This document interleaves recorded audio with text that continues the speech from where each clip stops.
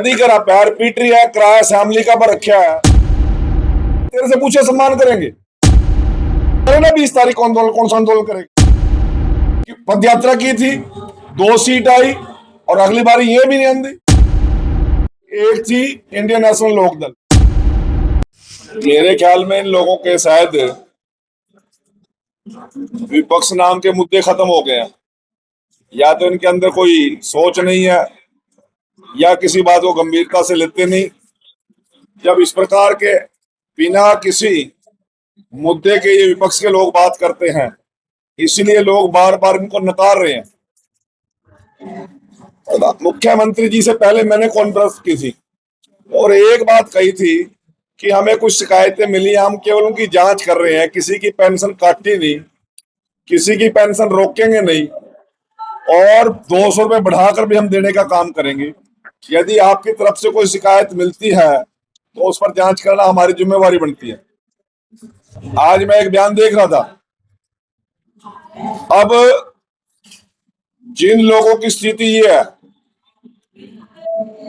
सरसा जिला से उस पार्टी का नाम भी नहीं जानते, लोग भूल चुके हैं कि इंडियन नेशनल लोकदल के नाम की कोई पार्टी भी है। परंतु वो कहता है कि सरकार को मैंने झुका दिया, सरकार को मैंने ये कर दिया। अरे भाई,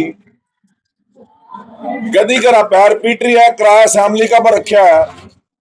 वो तो ये भी कहता था मैं एसवाईएल का पानी लेके आऊंगा, सारे विधायकों को लेकर 2014 में वहां गया था और पंजाब में जाके पंजाब का तो अंदर गया भी नहीं, हरियाणा की सड़क पार का आ गया, ले आया पानी।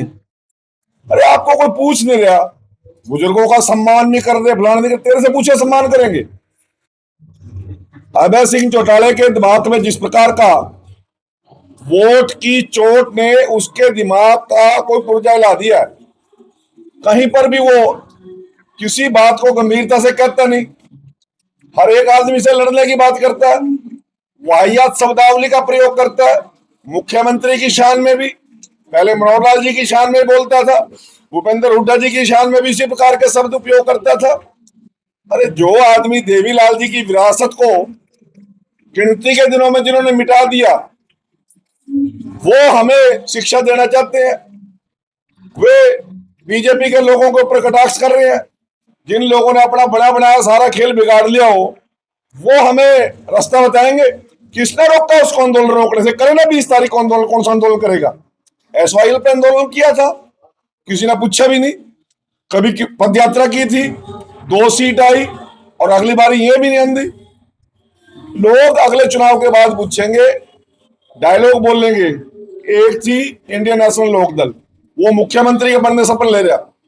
इस विधानसभा चुनाव से पहले बहुत बड़े बड़े लोगों को वादे किए, बड़े लुभावने वादे किए, खुद भी विधानसभा का मुंह नहीं देख सका, 2 सीटों तक सिमट के रह गया। और अगली बारी, पिछली बारी तो 1 सीट थी, क्योंकि कह रहा है जी मेरे परिवार में फूट है इसलिए मेरे को 1 सीट मिली। अब तो भाई साहब अपनी अपनी दुकानदारी खोल कर बैठे थे, अब 2 सीट बट गए, अगली बारी 2 भी नहीं बचेंगी। ताऊ देवीलाल जी की विरासत को गिनती के दिनों में इसके बड़ बोलेपन ने, इसके वाहियात लोगों के ऊपर कटाक्ष करने ने ताऊ देवीलाल की विरासत को कहां तक पहुंचा दिया, अभी तक इसके दिमाग में नहीं आ रही। कभी कहेगा मैं नायब सैनिक को मुख्यमंत्री नहीं मानता, कभी किसी को कहेगा मैं उसको वो नहीं मानता। तेरे को पूछ कौन रहा भाई? ना मान तू ना, हमने किसी की पेंशन काटी ना काटनी थी। कुछ लोगों की शिकायत आई थी, टेम्परेरी तौर पर सरकार की जिम्मेवारी बनती है उस शिकायत को सुनना, उसका हल निकालना।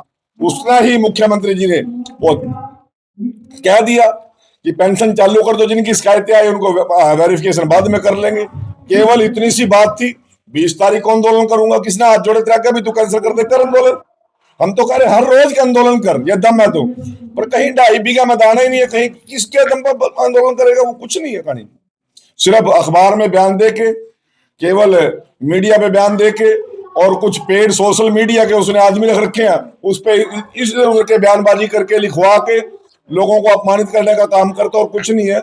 और इसी कारण से इस पार्टी का बट्टादार करने वाला यही आदमी है।